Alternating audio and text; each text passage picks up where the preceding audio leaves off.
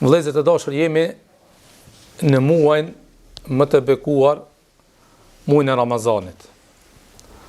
Andaj edhe një dietar islam ka thonën: kujt ja don Allahu të mirën, apo nëse Allahu ja don dikujt të mirën, ja mundson në kohët e bekume të punon vepra të mira. E nëse Allahu azza wa jall dikujt ja do të keqen, aleikum selam.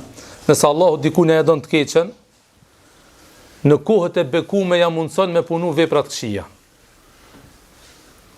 Dhe kjo fjalë, vëllezër dashur, është shumë madhështore, është shumë fjalë me vend që kërkon prej neve mund dal me i studiu këto fjalë për fjalë dhe me dal me rezultat dhe fryte të cilat neve do të na bëjnë dobi. Nuk ka dyshim, vëllezër të dashur, që muaji i Ramazanit është një ndër kohët më të bekume, më të mira, më me vlerë që mund të kalon njeriu në jetën e tij. Andaj e dini një hadith pejgamberit sallallahu alajhi wasallam ku dy shok, dy vllazni, dy dashamir, dy pobratina e kishin pranuar Islamin me një ditë. Me një ditë e kishin pranuar Islamin. Dhe çdo punë të cilën e kish bërë njëri e kish bërë edhe tjetri. Ishin kon shokët pa ndom. Gjithë çfarë kishin bërë bashkë. Një luftë prej luftëve, njëri bën shahid. E vazhdon këj tjetri edhe një 2 vite, 3 vite jeton. Pas atij që ka ra shahid. Vëllezër të dashur, njëri prej sahabive e shef një ëndër. Sikur që bëhet kiameti, edhe njerëzit dalin në mahsher, dhe Allahu po i thirr njerëzit me hinë xhenet. Në mesin asoj shka e shef në ëndër, e shef se çiki i cili pas ka jetu më gacaj, çka ka ra shahid, po i thot Allahu hinë xhenet. Para shahidit. E pas një kohë, po e shef që edhe shahidi po thirret me hinë xhenet.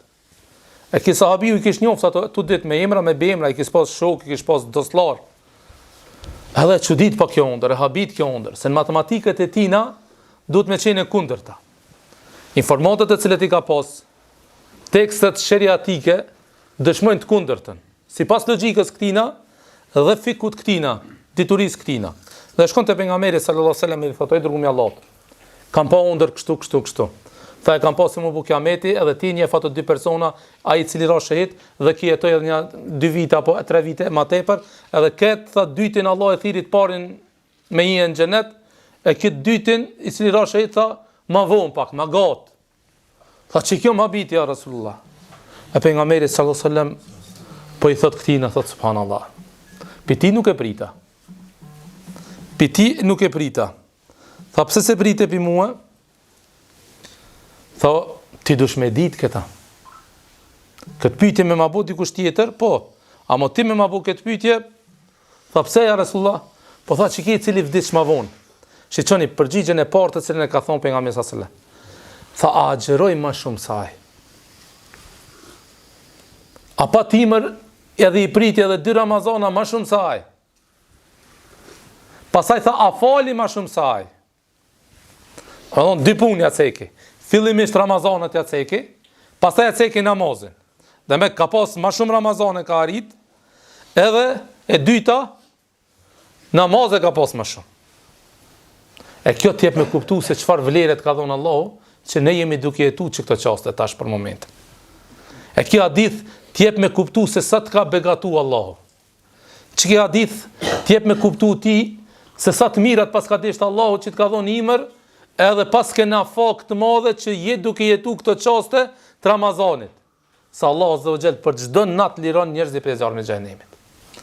Dhalika fi kulli lejle, ka thonë pejgamberi sallallahu alajhi wasallam, e kjo ndodh çdo natë. Jo në fund të Ramazanit, jo të fund sezonit, jo mas 30 ditëve. Jo vëllai dashur. Dhalika fi kulli lejle, çdo natë Allahu liron prej zjarrit të xhenemit. Andaj vëllai dashur, që këto qaste, që këto momente, që këto kohëna, që Allah azza wa jall na pas kanë nderuar dhe ne jemi duke i përjetu këto ditë Ramazanit, është e udhës të shfrytëzojmë. Është e udhës ta japmi maksimumin e maksimumit. Ta lodhmi veten që në fund kur ta kryjmë Ramazanin, dalmi faqe bardhë. Dhe ta fitojmë xhenetin e Allahut subhanahu wa taala.